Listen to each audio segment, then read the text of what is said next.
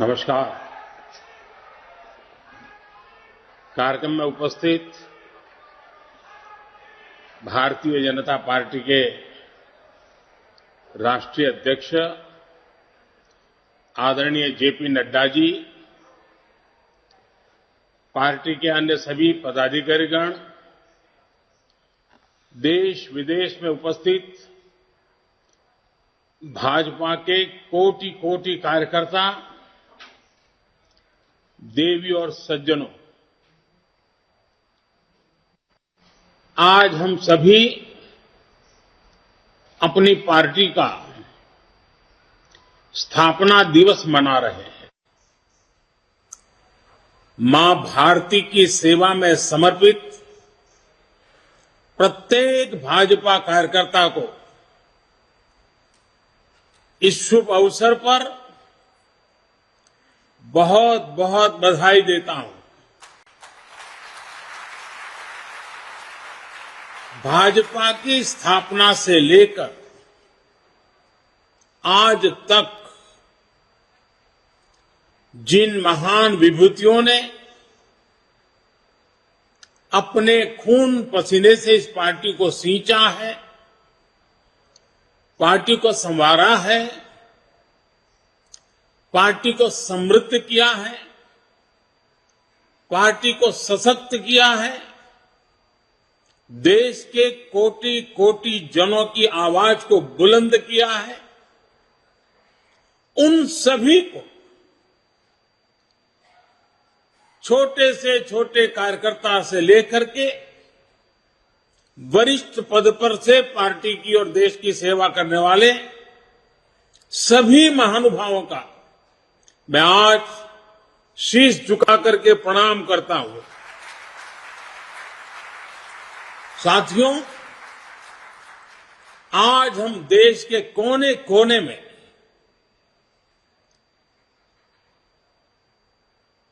भगवान हनुमान जी की जन्म जयंती मना रहे हैं।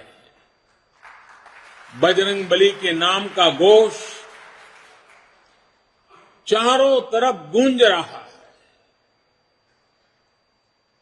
हनुमान जी का जीवन,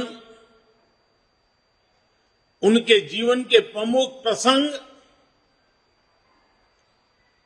आज भी हमें भारत की विकास यात्रा में प्रेरणा देते हैं, पुरुषार्थ के लिए प्रेरित करते हैं और हमारी सफलताओं में कहीं कहीं उन महान शक्ति के आशीर्वाद प्रतिबिंबित होते हैं। हनुमान जी के पास असीम शक्ति है, लेकिन इस शक्ति का इस्तेमाल वो तभी कर पाते हैं जब स्वयं पर से उनका संदेश समाप्त होता है। आज भारत उस बजरंगबली की तरह से,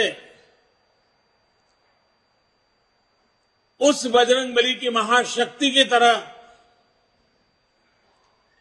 अपने अंदर सुप्त शक्तियों का आभास कर चुका है।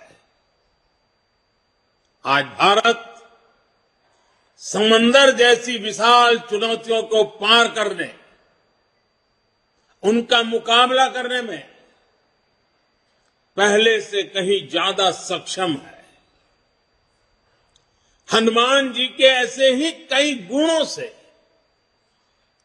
हम सभी भाजपा कार्यकर्ता, हमारी पार्टी निरंतर प्रेरणा पाते हैं। हनुमान जी सब कुछ कर सकते हैं, सबके लिए करते हैं, लेकिन अपने लिए कुछ नहीं करते। इदम रामाय इदम न मम, यही तो भाजपा की प्रेरणा है। इदम राष्ट्राय इदम न मम। भाजपा हनुमान जी की एक और बात से भी बहुत बड़ी प्रेरणा मिलती रहती है हमें। जब हनुमान जी को राक्षसों का सामना करना पड़ा, तो वो उतने ही कठोर भी हो गए थे। इसी तरह जब भ्रष्टाचार की बात आती है, परिवारवाद की बात आती है, कानून व्यवस्था की बात आती है, तो भाजपा उतनी ही संकल्पबद्ध हो जाती है मां भारती को इन बुराइयों से मुक्ति दिलाने के लिए। कठोर होना पड़े तो कठोर भी होती है। और हमारे लिए एक तो बहुत बड़ी प्रेरणा क्या है, आज की मॉडर्न परिभाषा में जिन बातों को बार बार जिक्र किया जाता है, और वो है कैन डू एटीट्यूड। अगर हनुमान जी का पूरा जीवन देखें, डगर डगर पर पल पल हनुमान जी के भीतर की can do attitude, can do संकल्प शक्ति उनको हर प्रकार की सफलता लाने में बहुत बड़ी भूमिका अदा करती है। कहा भी गया है, कवन सो काज कठिन जग माही, कवन सो काज कठिन जग माही, जो नहीं होई तात तुम्ही पाही, तुम्हें पाई। यानी ऐसा कोई भी काम नहीं है जो पवन पुत्र हनुमान कर नहीं सकते। इसलिए जब लक्ष्मण जी पर संकट आया तो हनुमान जी संजीवनी बूटी के लिए पूरा पर्वत ही उठा करके ले आए। भाजपा भी इसी प्रेरणा से परिणाम लाने में, लोगों की समस्याओं का समाधान करने का प्रयास करती रही है, करते रहना है, करते रहेंगे। इसलिए साथियों, आज के पवित्र अवसर पर को स्मरण करना है, राम काज किने बिनु, राम काज किने बिनु, मोहि कहां विश्राम। भाइयों और बहनों, भाजपा वो पार्टी है जिसके लिए राष्ट्र सदैव सर्वोपरि रहा है। एक भारत श्रेष्ठ भारत जिसकी आस्था का मूल मंत्र रहा है। जब जनसंघ का जन्म हुआ था तो हमारे पास न ज्यादा सियासी अनुभव था, न साधन थे, न संसाधन थे, लेकिन हमारे पास मातृभूमि के प्रति भक्ति, हमारे पास लोकतंत्र की शक्ति थी। जो देश लोकतंत्र की जननी हो, मदर ऑफ डेमोक्रेसी हो, उसकी जनता के नीर क्षीर विवेक पर प्रारंभ से हमारी आस्था रही है और दिनों दिन वो आस्था और मजबूत होती जा रही है। इसलिए जनभावना, जन आकांक्षाओं को ही हमने भाजपा की चेतना शक्ति बनाया है। हमने राष्ट्र प्रथम, नेशन फर्स्ट के मंत्र को अपना आदर्श बनाया है। भाजपा ने लोकतंत्र की कोख से जन्म लिया। भाजपा लोकतंत्र के अमृत से पोषित है और भाजपा देश के लोकतंत्र को, देश के संविधान को मजबूत करते हुए समर्पण भाव से दिन रात देश के लिए काम कर रही है। साथियों, हमारा समर्पण है मां भारती को, हमारा समर्पण है देश के कोटि कोटि जनों को, हमारा समर्पण है देश के संविधान को।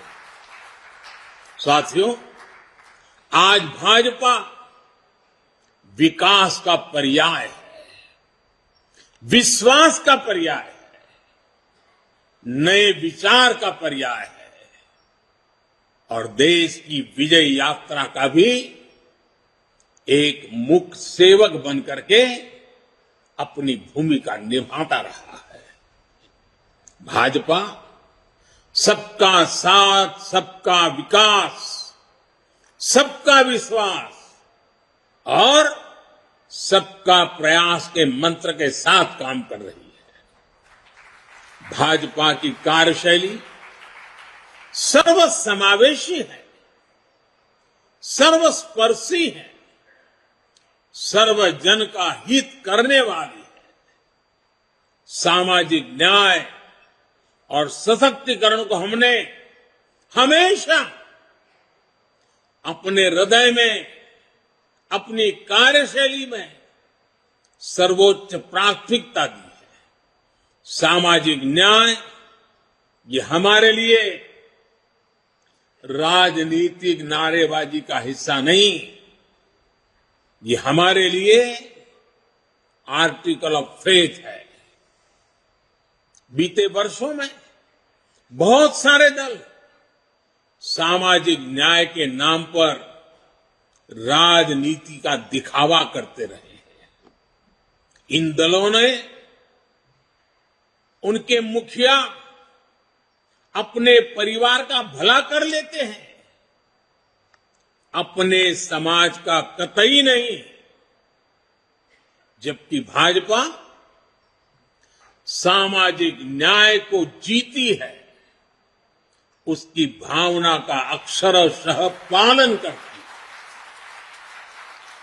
80 करोड़ गरीबों को बिना भेदभाव मुफ्त राशन मिलना सामाजिक न्याय का ही प्रतिबिंब है। 50 करोड़ गरीबों को बिना भेदभाव 5 लाख रुपए तक मुफ्त इलाज की सुविधा मिलना सामाजिक न्याय की सशक्त अभिव्यक्ति है। 45 करोड़ गरीबों के बिना भेदभाव जनधन बैंक खाते खोलना सामाजिक न्याय का इंक्लूसिव एजेंडा का जीता जागता उदाहरण है। 11 करोड़ गरीबों को बिना भेदभाव शौचालय मिलना, यही तो सामाजिक न्याय है, यही तो सामाजिक न्याय के प्रति हमारी भक्ति है। बिना भेदभाव, बिना तुष्टीकरण, बिना स्वार्थ, बिना वोट बैंक की राजनीति किए भाजपा आज सामाजिक न्याय का भी सच्चे अर्थ में धरती पर इरादों को साकार करने वाला, देश के दबे कुचले समाज के लिए आशा की किरण बना हुआ एक पर्याय बनकर के उभरा है। साथियों, आज भाजपा देश में एक नए पॉलिटिकल कल्चर का भी नेतृत्व कर रही है। कांग्रेस और उनके जैसी पार्टियों का कल्चर, उन पार्टियों की पहचान क्या है? ये उन्हीं के कल्चर में से पैदा हुई है। उन पार्टियों की पहचान है, पार्टी का नाम लेते ही एक ही बात दिखती है, सारी पार्टियों का दर्द देख लीजिए, परिवारवाद, वंशवाद, जातिवाद और क्षेत्रवाद का बंधक है ये सारे लोग। जबकि भाजपा का पॉलिटिकल कल्चर प्रत्येक देशवासी को साथ लेकर चलने का है। कांग्रेस और उसके जैसी पार्टियों का कल्चर छोटा छोटा सोचना, छोटे सपने देखना और उससे भी कम हासिल करके खुशियां मनाना बस, और खुशी एक दूसरे की पीठ थपथपाना। भाजपा का पॉलिटिकल कल्चर है बड़े सपने देखने और उससे भी ज्यादा हासिल करने के लिए जी जान से खप जाना, शरीर का कण कण, समय का पल पल खपाने का हौसला रखते हैं। कांग्रेस और उसके जैसी पार्टियों का कल्चर महिलाओं की समस्याओं, उनकी रोजमर्रा की चुनौतियों की परवाह ही नहीं करता है, जबकि भाजपा का पॉलिटिकल महिलाओं के जीवन को आसान बनाने, उनके सपनों को साकार करने को, निर्णय प्रक्रिया में उनको भागीदारी देने को प्राथमिकता देता है। इसलिए आज के युवा हो या फिर देश की माताएं, बहनें, बेटियां भाजपा के साथ हम पल पल अनुभव कर रहे हैं। हमारी माताओं बहनों के आशीर्वाद बढ़ते चले जा रहे हैं, जुड़ाव महसूस करती हैं, अपनापन महसूस करती है। इसलिए आज ये सभी भाजपा के साथ कंधे से कंधा मिलाकर चल रहे हैं। साथियों, आज स्थापना दिवस के इस शुभ अवसर पर हम सबके लिए अपने सपनों को, अपने संकल्पों को, मां भारती की सेवा के लिए समर्पित अपने हर कार्यकर्ता के जीवन को देखते हुए बहुत सी बातों को बार बार समझने की आवश्यकता होती है। 2014 में जो हुआ वो केवल सत्ता परिवर्तन नहीं था। 2014 में भारत के लोगों ने भारत के पुनर्जागरण की नई यात्रा का शंखनाद कर दिया है। 800 साल से ज्यादा की गुलामी से बाहर निकलकर एक राष्ट्र अब अपना खोया हुआ गौरव पाने के लिए फिर से उठ खड़ा हुआ है। और इस प्रक्रिया में दशकों से चली आ रही बुराइयां, चुनौतियां धीरे धीरे कमजोर पड़ती जा रही है। अब देश पंच प्राणों की शक्ति से आगे बढ़ रहा है। साथियों, सन 47 में अंग्रेज भले चले गए, लेकिन जनता को गुलाम रखने की मानसिकता यहीं पर कुछ लोगों के जहन में बो करके चले गए, यही छोड़ गए थे। इसलिए आजादी के बाद के वर्षों में देश में ऐसा वर्ग खूब फला फूला जो सत्ता को अपना जन्मजात हक समझता था। इन लोगों की बादशाही मानसिकता ने देश की जनता को हमेशा अपना गुलाम माना। 2014 में इस दबे कुचले शोषित वंचित वर्ग ने अपनी आवाज बुलंद की। बादशाही मानसिकता के लोग इस वर्ग की आवाज सुनने की तो बात छोड़ दीजिए, पल पल कुचलते रहते थे। इसलिए हमारी सरकार के पहले कार्यकाल में ही बादशाही मानसिकता वाले इन लोगों ने इन शोषितों, वंचितों, दलितों, पिछड़ों कोई मौका नहीं छोड़ा उनकी मजाक उड़ाने में। हर पल उनकी मजाक उड़ाते रहे। हमारी योजनाओं को, हमारे कार्यक्रमों को निम्न स्तर का बताने की होड़ बढ़ाई गई।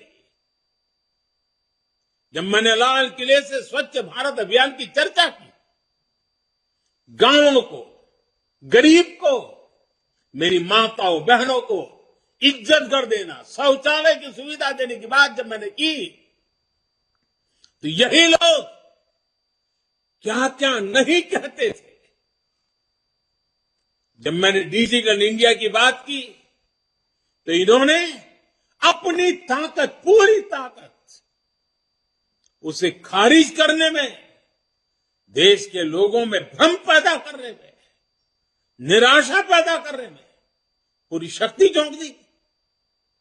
ये तर्क दिए जाने वाले और ये कहने लगे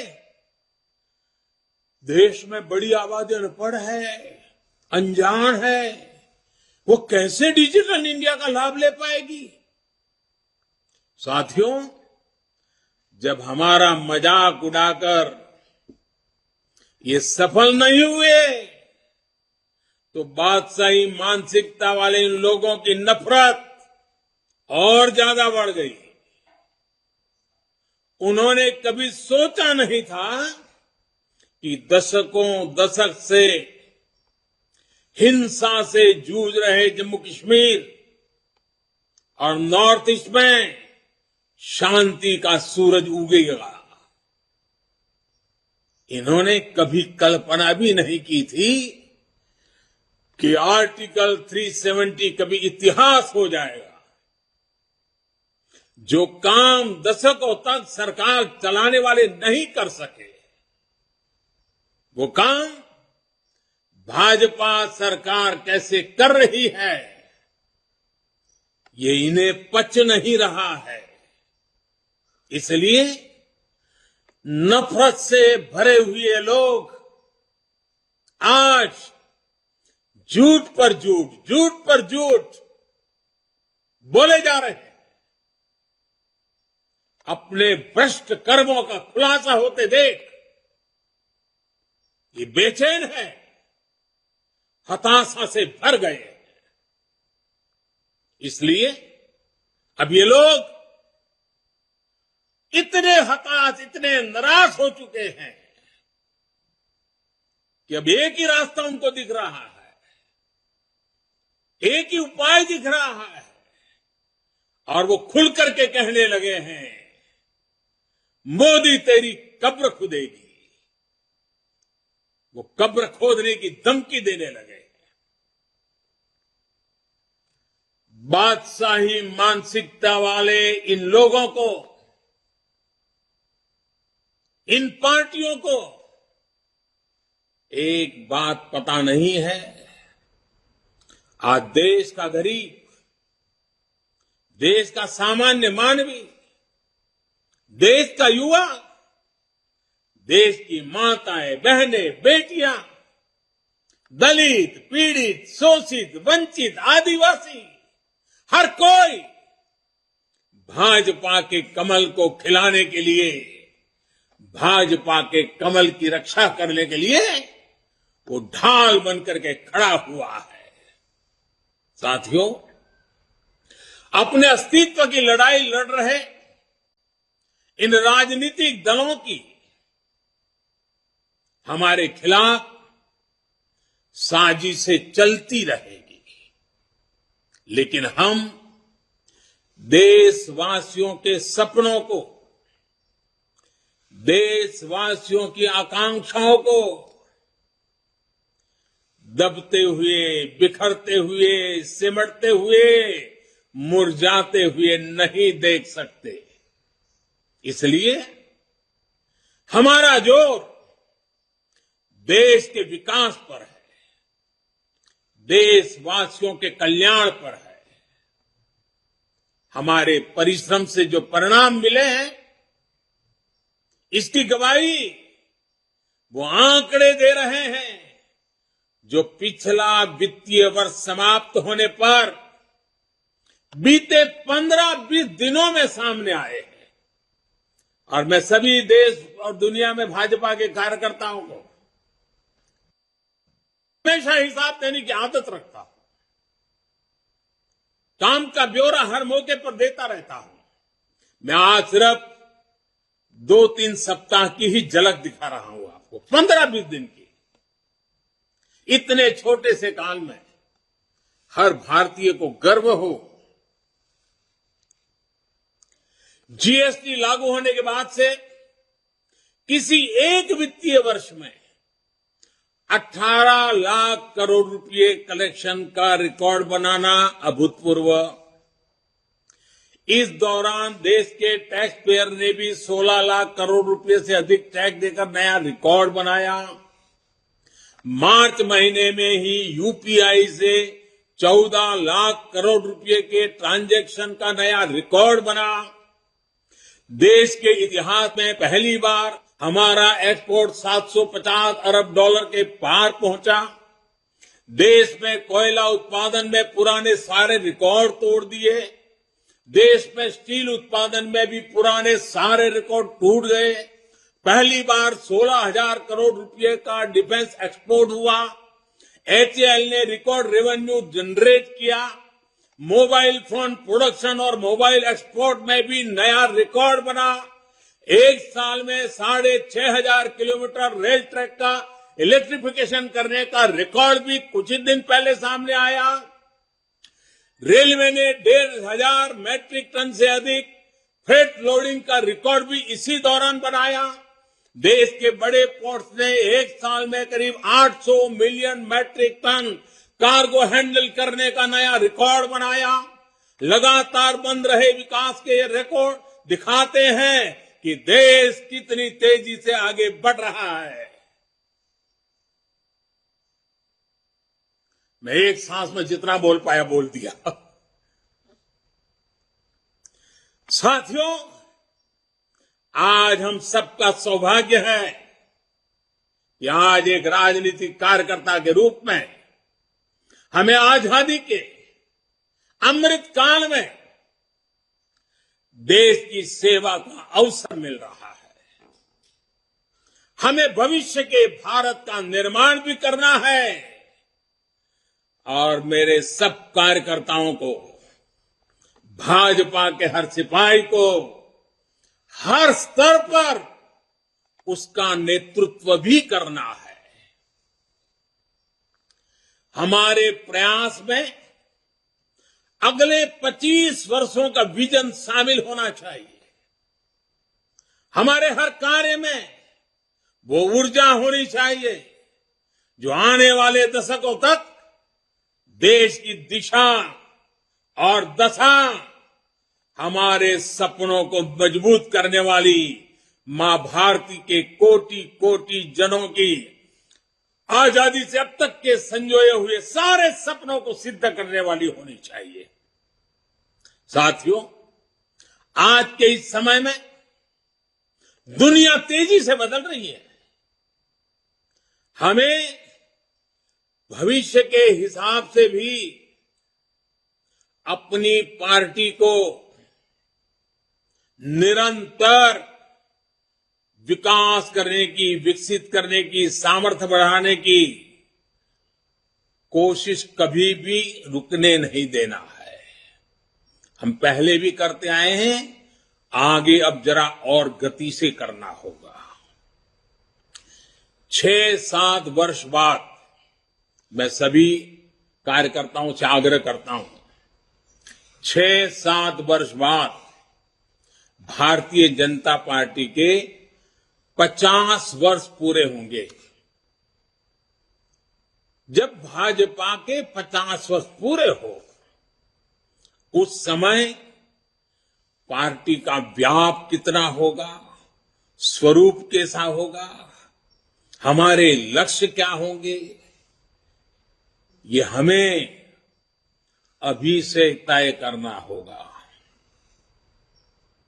हमें नए आइडियाज को, नए इनोवेशंस को अपनाना होगा।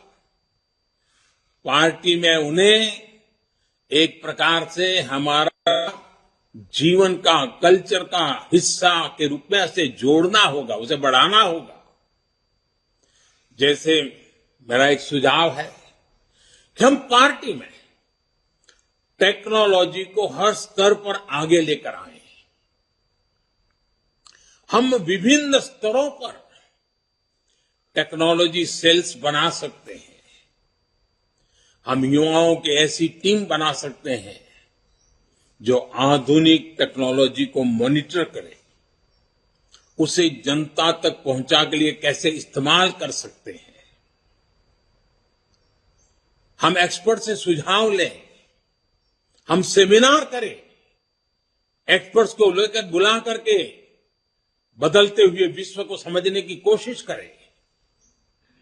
सोशल मीडिया में भी हमें नए तौर तरीकों के बारे में सोचना होगा। आजकल रील्स, यूट्यूब, ट्विटर, फेसबुक और इंस्टाग्राम के जमाने में ज्यादा से ज्यादा युवाओं में, इस युवा पीढ़ी में प्रोफेशनल से जुड़ने के लिए हमें राजनीति के नए आयामों को विकसित करना ही है। कम्युनिकेशन और इंफॉर्मेशन भाजपा के निरंतर विस्तार में बहुत बड़ी भूमिका निभाने वाले हैं।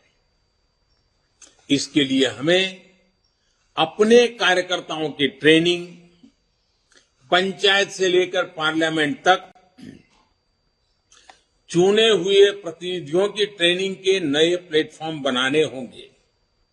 साथियों, संगठन शक्ति, कार्यकर्ताओं की एकजुटता,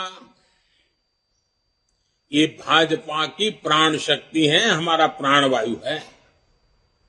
इसे निरंतर ऊर्जा देते रहना भी हम सभी का कर्तव्य है। हमें अपने विस्तार के लिए, दूसरों से सीखने के लिए देश के भीतर और बाहर हर तरफ दृष्टि रखनी होगी। हमें विश्व की दूसरी लोकतांत्रिक पार्टियों के साथ भी समन्वय और संवाद बढ़ाने के बारे में काम करना चाहिए। मेरा आग्रह है, हमारे यूथ विंग्स, महिला विंग्स दूसरे देशों की उन पार्टियों के इन विंग्स और कार्यकर्ताओं से जुड़े, अपने अनुभव साझा करें और उनसे सीखें। हमारे सांसदों को भी संवाद, उनके प्रेशर बहुत रहता है। मैं जानता हूं, एक सांसद को इतने प्रकार के काम रहते हैं, लेकिन सांसद के पास जानकारियों के स्रोत भी बहुत रहते हैं। वो कार्यकर्ताओं को बहुत अच्छी तरह गाइड कर सकते हैं। कार्यकर्ताओं की क्षमता बढ़ाने में वो बहुत बड़ी भूमिका अदा कर सकते हैं, हमारे जनप्रतिनिधि, क्योंकि उनको काफी जानकारियों के लिए अवसर मिलता है। उनका लाभ जितना ज्यादा हमें मिले, पार्टी को मिले, हमें कोशिश करनी चाहिए। हम पार्टी में अलग अलग मोर्चों के माध्यम से समाज के अलग अलग वर्गों के लिए संघर्ष करते रहे। जहां जरूरत पड़ेगी संगठन करेंगे, जहां जरूरत पड़ेगी लोकतांत्रिक तरीकों से संघर्ष करेंगे, जहां जरूरत पड़ेगी समर्पण की मात्रा बढ़ाते जाएंगे।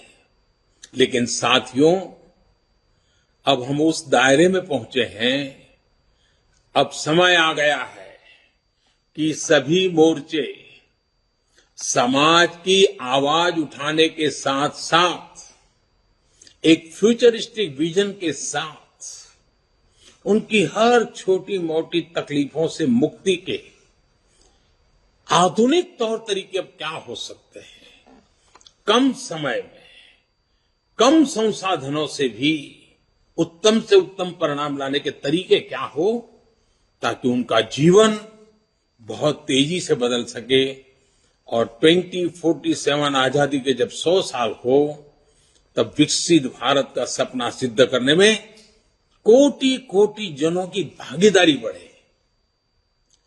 हर मोर्चे को सोचना चाहिए कि वर्तमान और भविष्य की चुनौतियों का स्थायी समाधान कैसे हो। उदाहरण के लिए हम सभी पहले किसानों की समस्या उठाते थे, किसान मोर्चा उसमें बड़ी भूमिका निभाते थे।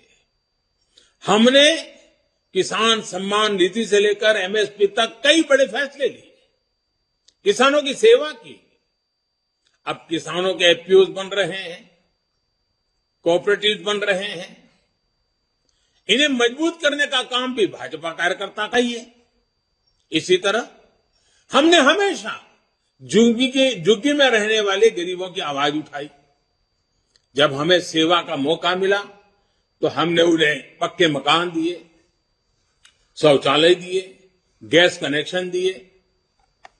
हमें इसी तरह आगे के लक्ष्य तय करने हैं।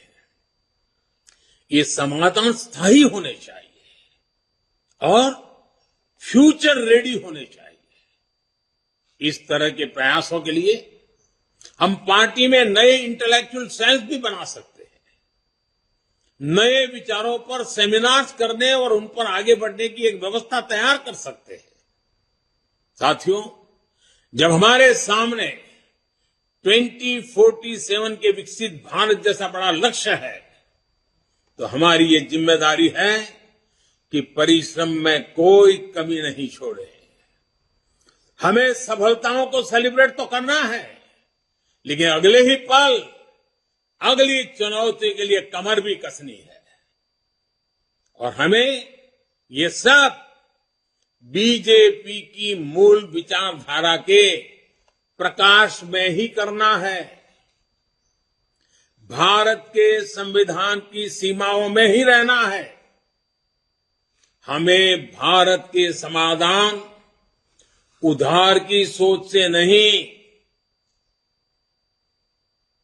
भारत की जड़ों से ही, भारत की परंपराओं से ही, भारत के कोटि कोटि जनों के सदियों के अनुभव से ही, उस अमृत से आगे बढ़ना है।